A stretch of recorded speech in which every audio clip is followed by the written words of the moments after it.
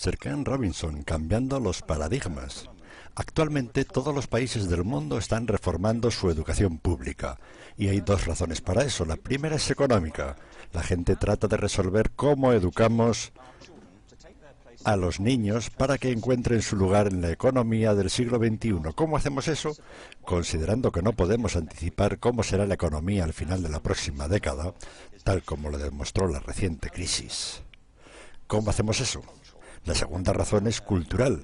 Cada país está tratando de entender cómo educamos a nuestros niños, para que tengan un sentido de identidad cultural y de esa manera pasar nuestros genes culturales a la comunidad. Mientras se es parte del proceso de globalización. ¿Cómo cuadrar ese círculo? El problema es que tratan de llegar al futuro, haciendo lo que hicieron en el pasado, y alienando de esa manera a millones de niños que no ven el propósito de ir a la escuela. Cuando nosotros íbamos a la escuela, la historia nos enseñaba que si trabajábamos duro y nos iba bien, obteníamos un título universitario y luego un trabajo. Nuestros niños no creen eso.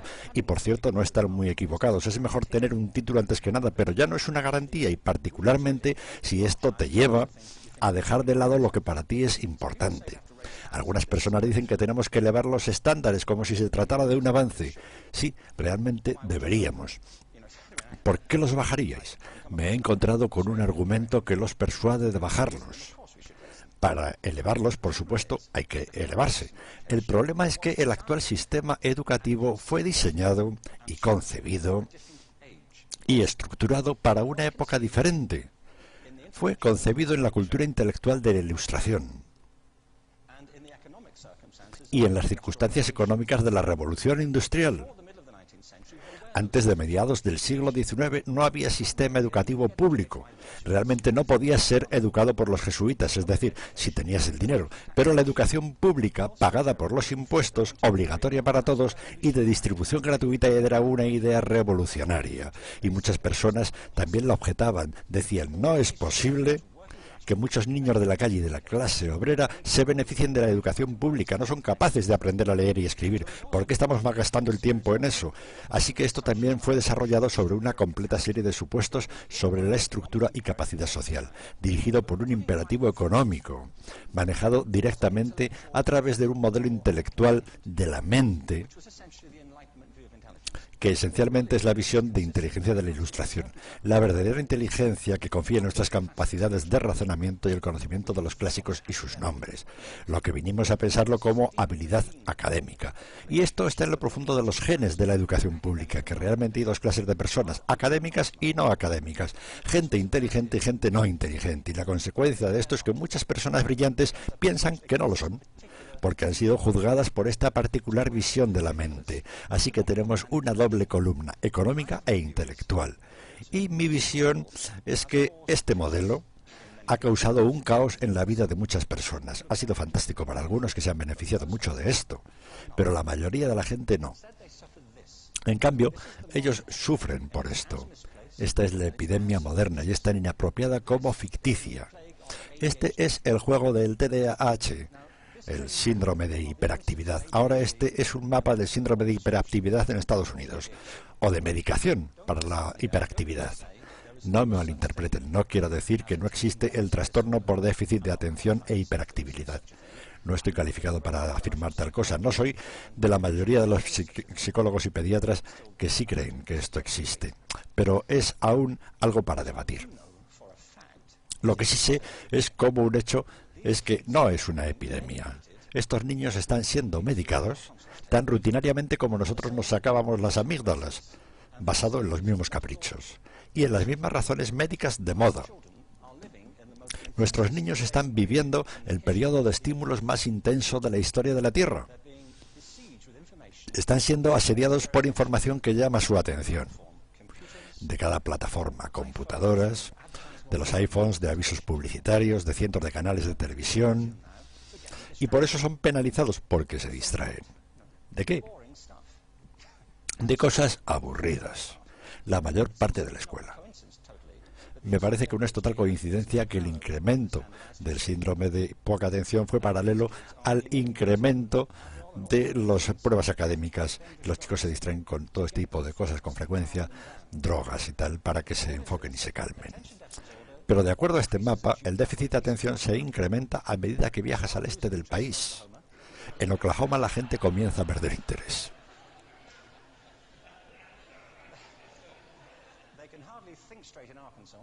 En Arkansas apenas pueden pensar correctamente.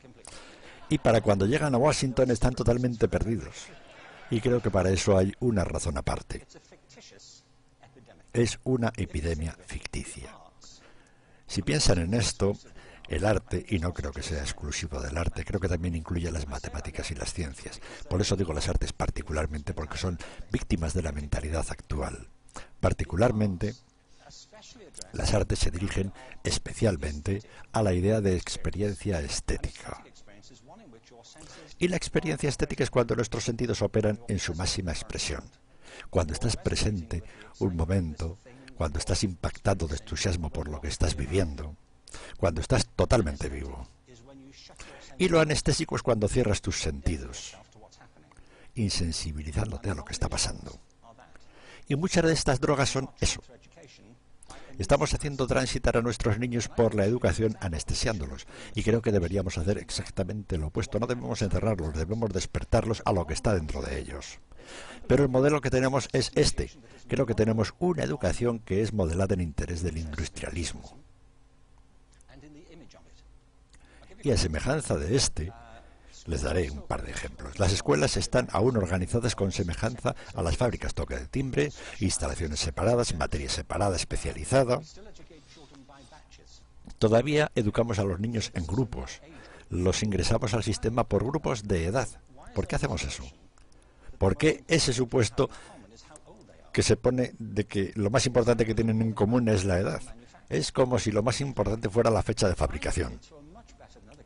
Conozco niños que son mucho mejores que otros de su misma edad, en diferentes capacidades o en diferentes momentos del día, o mejores aún por su propia cuenta que en grupo.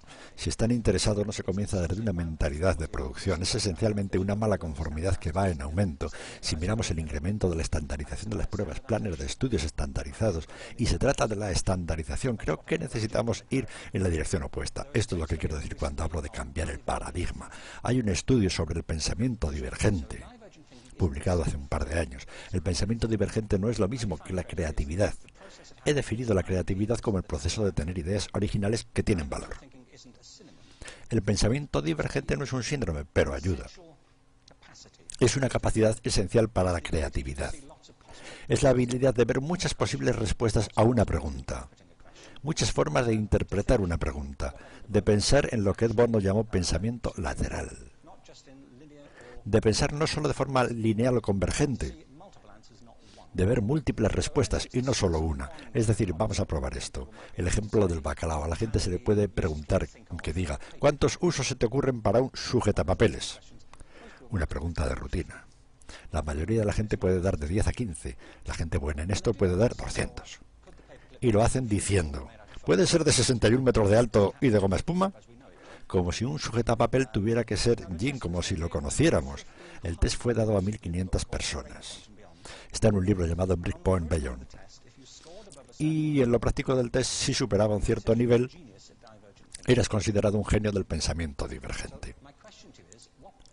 Mi pregunta a esto es, ¿qué porcentaje de la gente encuestada de los 1.500 tuvo un resultado de nivel genio para el pensamiento divergente? Necesito saber algo más sobre ello. Eran niños del jardín de infancia. ¿Qué piensan? ¿Qué porcentaje de nivel genio? ¿80? Eso es, 80. ¿90%? Ahora piensen que fue un estudio longitudinal. Así que volvieron a testear a los mismos niños 5 años después. De 8 a 10 años. ¿Qué piensan? ¿50? Nuevamente lo volvieron a testear 5 años más tarde, de 13 a 15 años de edad. Pueden ver una tendencia. Esto nos cuenta una historia. ¿Por qué pueden imaginar que va al revés o no? Comienzas no muy bien, pero te vuelves mejor a medida que creces. Pero esto nos demuestra dos cosas. Una, que todos tenemos esta capacidad. Y dos, en su mayor parte se deteriora. Ahora, ¿qué pasa con estos chicos cuando crecen? Mucho, pero es una de las cosas que más convencido estoy. Es que para entonces se vuelven educados. Pasan 10 años en la escuela donde le dicen que hay una respuesta y está al final. Y no miren, y no copien, porque eso es engañar. Fuera de la escuela eso se le llama colaboración, pero estamos adentro. Esto no es porque los maestros lo quieran así, sino porque simplemente pasa así. Es porque está en la reserva genética de la educación. Debemos pensar diferente sobre la capacidad humana. Tenemos que superar esta vieja concepción sobre lo académico y lo no académico, abstracto, teórico, vocacional, y ver lo que es un mito. Y en segundo lugar, debemos reconocer que la mayoría del gran aprendizaje es en grupos, donde la colaboración es la fuente del crecimiento. Si atomizamos a la gente, si los separamos, que trabajen separados, creamos una especie de disyunción entre ellos y su ambiente natural de aprendizaje. Y en tercer lugar, es crucial por la cultura de nuestras instituciones, los hábitats de nuestras instituciones y los hábitats que ellos ocupan.